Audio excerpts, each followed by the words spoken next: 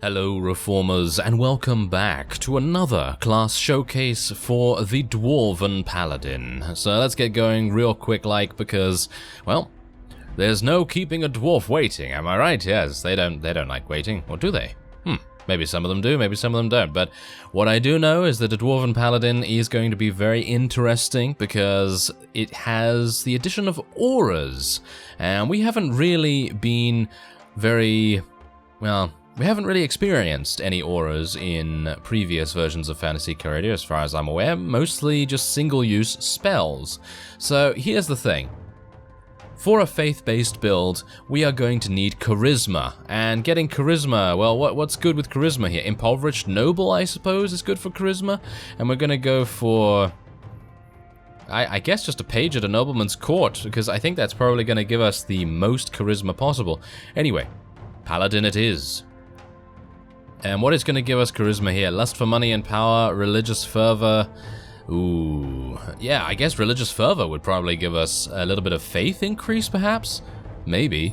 Oh well, there we go. And we also do gain a banner immediately, so I suppose that's pretty good, but I have no idea what kind of banner to go for a dwarf paladin, so that is, that's very difficult, isn't it? That is very, very difficult. I guess something kind of faith-based, but also with a nice hammer, because I have a feeling we're probably going to go to the 4 ways in pretty soon and get a very nice weapon. I won't disclose what weapon it is, but I think some of you already may know it.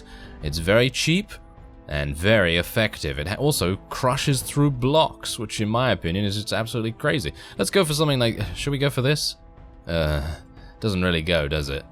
Doesn't really go. It doesn't really matter in the grand scheme of things, does it? Okay, let's go for an owl, because we're going for an owl. There we go, yes. That sounds like a good idea to me. So, we're gonna go for a dwarf from a different game. I don't know whether you know it, but yes, if you know it, then congratulations. Anyway, let's go for a heavy. And I'm talking about heavy charisma build right here, because I'm gonna go for so much faith, it's not gonna be funny. So if we get to level 3, we're gonna get to level 3 in this episode, most likely. We'll have 18 in charisma, 6 in faith already. I'm gonna also improve our leadership a little bit there. Our Iron Flesh and Power Strike is actually at a very good level. Athletics, Shield, Weapon Master, all at good levels as well. Magic Defense is fantastic because we're a dwarf, I guess. And yeah, I don't actually know what else to go for. Pathfinding. Wow, I actually thought I had 2 in Pathfinding, but I was mistaking it for Tactics, but alright. It doesn't really matter too much, I suppose. There you go. Alright, so let's just randomize. Oh my. There you go. Done. That's a magnificent beard, isn't it? I mean, you have to have a magnificent beard with a dwarf, don't you? So let's do that. And we're gonna start in Praven, I guess. Let's do it. There you go. Alright. So that is fantastic. We're very, very close to Dwarven territory. And as is the case with the first episode of a class showcase, we're going to be experiencing the new player experience, obviously. We're going to see what kind of difficulties and enemies we encounter and how we're supposed to progress from here. So first off, what I want to do is I want to try and find where a tournament is being held. I personally feel like that will be the greatest idea, because there's usually a lot of tournaments, as you can see. Huge amounts of tournaments currently going on, and there's one at Tyr, which is very close to where we need to go. So I suppose we're going to make our way over there. I'm not going to be recruiting any units but Dwarven units as well, by the way. And as you can see, we start with a holy symbol and some very kind of not the best gear, but we have a nice shield. That shield's actually really nice. The size is not what I'd like, but the resistance is really good.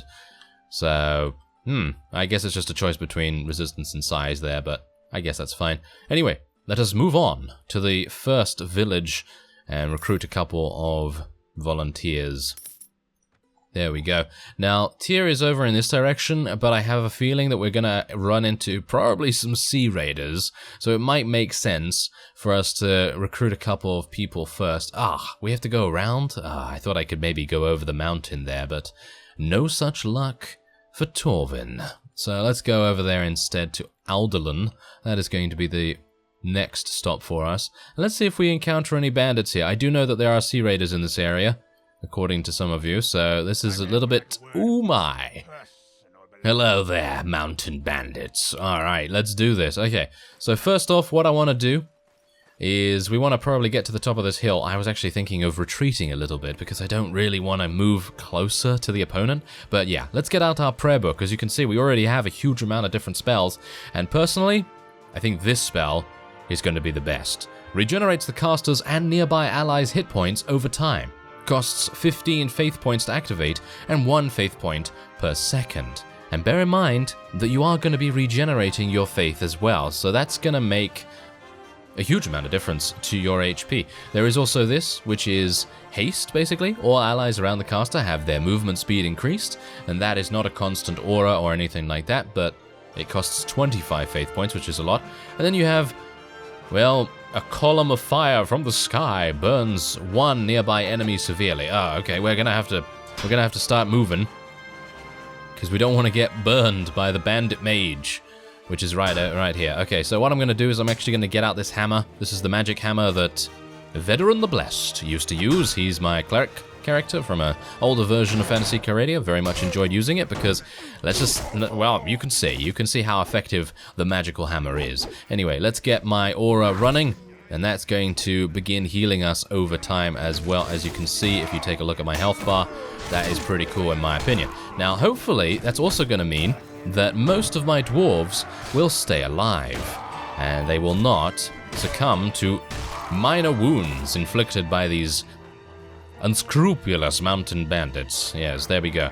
Very, very nice victory. And I gotta say that I think that's probably my favorite aura at the moment, because most dwarves, they're gonna move pretty slowly, because they're gonna have very powerful armor on, but for the most part, they're just going to be extreme tanks, and they're going to be very, very hard to take out. Now, I think I'm probably going to wear this leather armor, am I? That doesn't look right. It's like, I'm going to go on a diet real quick. Oh, there we go. Yes, he just went on a diet. Oh, yes, that was rather amusing. Okay, well, anyway, let us just take the rest here. I actually don't see the necessity to replace my weapon at the moment, because my weapon is also going to be replaced very soon by the 4 Ways In weapon, which I want to go and get relatively soon. But at the moment I'm going to be using the magic hammer anyway, so it's not really a big deal. Anyway, let's level up our dwarves to foot dwarves, and look at that, they already gain chainmail.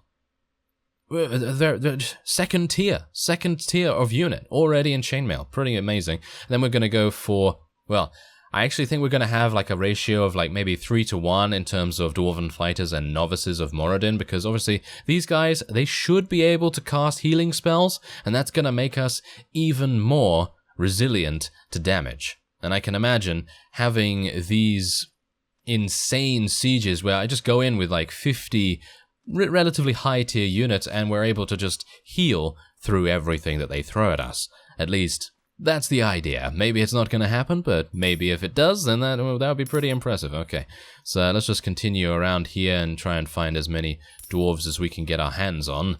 And yeah, unfortunately, some villages appear not to have anyone, so you're not able to recruit from them, but that's okay. It saves us quite a lot of time, because you know those villages in the native game and some mods, they tend to say, oh, you can recruit some villagers from here. And then as soon as you click on recruit volunteers, it's like, no one here wants to join you. And you're just like, curse you villagers, and so on and so forth. So yeah, but I think my main goal right now is just to level up our dwarves, do a tournament, which is what I'm actually wanting to do. So let's see if I can get around here. I'd like to go to Tharok's Gate just to get the experience from it. And we can also recruit some dwarves. So let's do that. Let's recruit some for 200. That's pretty nice. And maybe what I could do is fight... wait a minute. You know what I'm going to do? I'm going to go back here real quick. And we're going to go into the arena. And I'm just going to ask and see whether the tournament is still actually going on. Yeah, the tournament is still going on in Tyr. That's fantastic. And is there anywhere close by? Elf Forest, but I think dwarves are maybe not welcome in the Elf Forest. I'm not entirely sure just yet, but I guess we'll see relatively soon. But anyway, this guy has 1,100. We're going to be selling most of my loot to him. And I think I'm actually going to wear this wooden shield instead of the plate one, because even though resistance is good, it's probably going to allow me to get hit by a couple of arrows. So I don't really want that. But anyway, let's just continue to sell everything here. We want as much money as possible so that I can bet in the tournaments. So I'm going to sell my tools as well. There you go, 929. We only have some smoked fish. Let's take some fine cheese along with us. And we should probably check the tavern as well. Ah, hello there, a fellow dwarf, I think. Yes, there we go. I'd advise against short jokes. The last person who told a short joke I introduced to my arquebus. I call her Bessie. Bessie and I can blow the eyes out of an orc at 1,000 paces. I've been traveling around Calradia and I have yet to see a marksman who has my talents, or anything similar to my sweet Bessie for that matter. Alright, I could use you and Bessie. There we go. So, how... oh, yes, we're gonna leave shortly. Yes, okay. Next thing we know, we're shot. Yes. Okay, Fyhrr Skvelt is a wonderful place. It's just hilarious how whenever you get a Dwarven or an Orcish companion and you're right next to their home city and then they're just like, oh, this is a fantastic place to live. I remember it well. Well, you were right there, weren't you? Yes. Anyway, I have now a free inventory and it would probably make the most sense for us to head on to Tyr, of course, but also to maybe deal some damage to some Sea Raiders along the way, because they're going to give us some more extra cash and loot, and that's going to be used to bet on us in the tournament, hopefully. So let's see if I can actually find some. It seems like they're making themselves a bit scarce, aren't they? That's not very nice. Well, they do want to obviously avoid being absolutely murdered. Ah, hello there! They're actually following me. Well, this is interesting.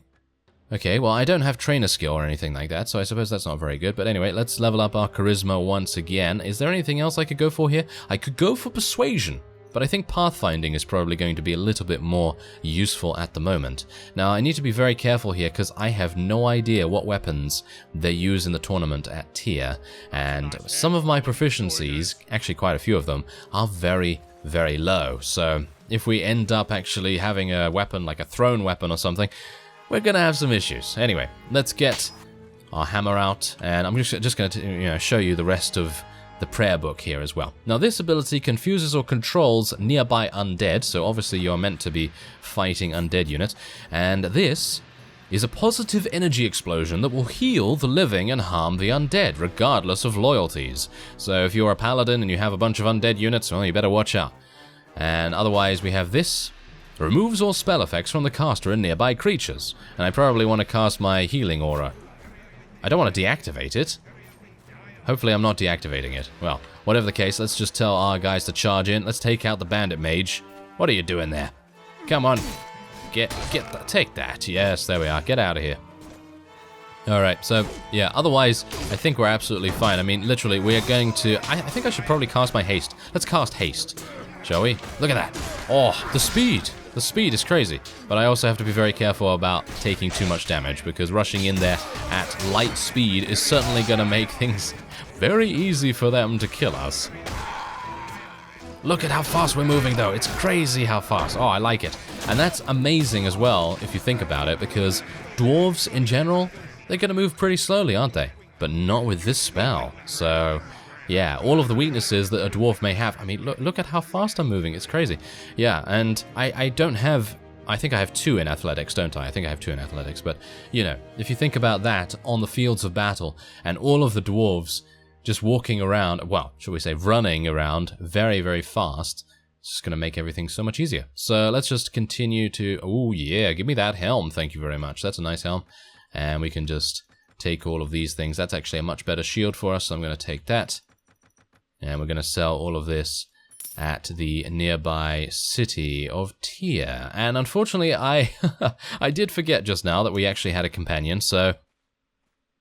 unfortunately, I didn't auto-upgrade her, but we're hopefully going to be able to do that relatively soon. So, for now, we're just going to go on here and sell as much as we can. This guy doesn't have that much money, unfortunately, but hopefully it's going to be enough to just get us an additional bet. Just a little bit of an additional bet, not too much. And we can sell all of that. There we go. And yeah, just about. Nice. Alright, so let us go Hopefully, yeah, there we go. Hopefully it's still going on, I was about to say. So it is still going on, that's fantastic. 3 teams with 3 fighters each, and I'm very low in HP. Well, I don't think I could really... Could I really stand to wait? Not really, I guess. But I think I should be... Wow, these are champion fighters. This is going to be quite interesting. I'm not entirely sure if I'm going to be able to do this, but, well, we'll try our best. Come on now. Yeah. Come on, take him out. Dranton. That was Dranton. Oh, I was a bit worried there for a second. Oh, wow. Okay, so, yeah, there we go. We can fight in the next round. Oh, two-handed. Okay, we actually do have a little bit of two-handed weapon proficiency, so hopefully this will be okay. I mean, the main problem with that is obviously how slow it is, but thankfully, due to our proficiency, we're just fast enough to beat most of these. Did I really get killed? Well, it's only the second round. I should be okay. Yes, there we go. We're fine. We're absolutely fine there. Alright, so fight in the next round. We need to be very careful now, because if I get eliminated, bad things are gonna happen. Very, very bad things. Okay, come on now. Ooh, nice. That was a nice hit. Oh, yes. That was Zarina? Really? Wow, I'm really surprised. Okay, so come on. Let's do this. I'm gonna just try and kill this guy immediately so we don't have to then deal with, wow, many of them. Look at how much damage we're dealing. Wow. That is amazing. I guess it's because they're not wearing helms, and overheads are usually quite effective, I suppose. Yeah, there we go. There we go. Nice damage. This orc is showing itself to be very, very good in combat. And there we are. We are now done. Fantastic. So, 2 teams with 4 fighters each. And we have, well, actually an orc on our side. So that's going to be very, very nice. Hopefully we're going to win this pretty easily. I need to get in there, though. That's a Valkyrie. Let's kill the Valkyrie as soon as possible. Oh, no. Oh, dear. Oh dear, this is not good. Okay. There's actually an undead here as well. Oh dear. Okay, come on. Come on, red team. You gotta help me out here. Yes, he's actually helping. Good work, orc. Yes. Oh, that was amazing. Oh, wow. I cannot believe that we actually survived that. Really cannot. Okay, so I have no more money, unfortunately, to be able to bet. But this is tier 5 of the tournament. This is a 2 versus 2. Alright, so who do I have? Oh, I have this unit. Okay, well, we should... Oh, wow, he took damage. Really? That quickly? Oh, are you serious? He really just died that quickly? Oh. Okay. Oh, we did it. We did it. Amazing. And we're now level 4 as well. So let's just level up here real quick. How did I gain another attribute point? I thought I... Oh, we gained 2 levels? Oh, yeah, that's interesting. Okay, so let's go for more faith then, and some more leadership, I guess, and then we'll just level up our charisma even more. Now, because we might have a two-handed in the last round, I'm going to level up my two-handed weapon proficiency just a bit. Alright, so this is 2 teams with 1 fighter. This is a 1 versus 1. I have a shield and an axe. So this is going to be probably pretty good for us. Yeah, easy. Oh, maybe not. He's fast. I think this is Dranton. Is it Dranton? Oh, no, it's actually the Gianni unit. Wow, that's crazy. Okay, so there you go. We actually survived that without having restored ourselves to full HP as well. So, wow, phew, that was close. That was very, very close. Okay, so let's go into the tavern here real quick. And I still have my haste aura on, as you can see, which is... Well, it's not really an aura, actually. It's just a cast. I actually don't know how long it lasts either. But anyway, I'm going to be waiting here for some time just to restore ourselves. And then we're probably going to try and head down to the 4 Ways Inn after one more round of recruiting. Alright, so I have returned to Tharok's Gate, and there's a very important thing that I need to do before we head to the 4 Ways Inn, and that is to purchase a weavery and dye works. So using my haste to get over here, we are going to be speaking to the Guildmaster and saying, hello there, weavery and dye works, please. There you go, 1,879 per week. It's going to cost 12,000, but that's actually fine because the weapon that I require from the 4 Ways Inn is very cheap, as I've said. So, yes, along the way, if there are any battles, of course you will see them. Alright, so we've arrived at the 4 Ways Inn, and I thought that it might actually be a pretty decent idea just to take a look at which factions we are currently not very well, not on good terms with, shall we say. So, as you can see, the player relation with the elves is -69, as well as the drow. And then we have the orcs, who absolutely hate us, -207, and then the mages and the undead are relatively similar as well. Now, obviously, that means that we basically have free reign to do whatever we so desire with the rest of the factions, because, well, we're not really going to be fighting any of these very soon because they're quite far away, with the exception of the elves, of course, and maybe the mages as well, because the mages are kind of close, but yeah, for the most part, the orcs as well. But yes, I think in general, if we are going to be joining the Dwarven faction, then it's going to make the most sense probably to eliminate the Swadians first, because that's going to push our territory towards where we need to go, and it's going to, well, just basically give us a really nice area to go with. Now, as you can see, the dwarves are currently at war against the drow and the orcs, and that's it. They're only at war against those, so not at war against the elves. And where are the drow? They're all the way over here. They actually have a number of different... Oh, yes, we're also at war against them, technically. And where are the orcs? There they are. Yes, so, yeah, if we want to get into some big battles, then the orcs are certainly the way to go. Anyway, as you can see, I now have 63 in my army, because I was able to recruit 20 from Fyhrr Skvelt alone, which was actually really cool. Anyway, as you can see, we have arrived at the magical vendor, and we are going to be purchasing nothing here, none of those things. Ooh, there's actually some really cool stuff here. What is a Dargor axe? This axe was made for a half-fiend called Dargor. He delighted in carnage, but preferred, before cutting his enemies to pieces, to see them tremble in terror. This enormous axe helped with the intimidation process, but left many wondering whether he was just overcompensating for something else. That's usually how it is, I guess. Anyway, we also have Elven Royal Plate Armor, the Dwarven Thrower. This Dwarven magical hammer has a very strong enchantment that will make it return to its master once thrown. Yeah, so that's pretty cool if you are going for like a power throw kind of build. But yes, obviously you know me, I'm not very good at that. Yeah, I'm not a big fan of the thrown weapons. The Butcher is actually a giant magical butchering knife. Wow, okay. Yeah, there's a whole bunches of different things, but this is the thing that I want to get, an Adamantium Warhammer. Despite this one not being truly magical, it is just as rare. Dwarves value this metal because of its near indestructibility and rareness. This Adamantium Warhammer is quite heavy but packs a really serious punch. So serious that it crushes through shields easily and knocks struck enemies down. It can be yours for only 3,000. I'm taking it. There we go. Thank you very much. And we are also then going to be placing a bunch of money in here. So I'm going to be placing 10,000 in there. Thank you very much. All right, so I now have, I think, a very small amount. Yep, 1,200. But there is the Dwarven Adamantium Warhammer. It only requires 8 strength, but it has a swing of 40 blunt. The weapon reach is absolutely awful, but it can crush through blocks, which is what I wanted it for initially. So that's going to be really good for sieges and everything like that. Anyway, that will be it for the first episode of this class showcase. Next time we'll take a look at some of the more advanced units in the Dwarven faction and hopefully get into some bigger battles. I thank you very much for watching, and I will see you next time.